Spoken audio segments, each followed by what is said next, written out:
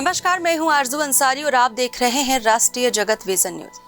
बालोद जिले में गर्मी की शुरुआत होते ही जल संकट की स्थिति बनने लगी है। जिले के दो प्रमुख जलाशय तांदुला और खरखरा में पानी की कमी अभी से दिखाई देने लगी है।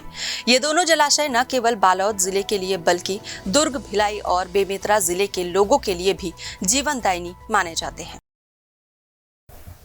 तांदुला जलाशय का पानी भिलाई स्टील प्लांट के साथ साथ बालोद, दुर्ग और बेमेतरा जिलों में निस्तारी और पेयजल के रूप में उपयोग होता है। वहीं खरखरा जलाशय का पानी दुर्ग, भिलाई नगर निगम के क्षेत्र और आसपास के ग्रामीण इलाकों की प्यास बुझाता है। बीते वर्ष इसी समय तक तांदुला जलाशय में 33% पानी शेष था, लेकिन इस बार स्थिति और खराब है।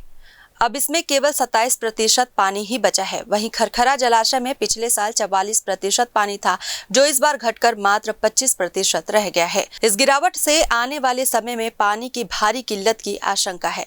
अगर जलाशय का जल स्तर डेड स्टोरेज तक पहुंच जाता है तो उसका उपयोग किसी भी रूप में नहीं किया जा सकता।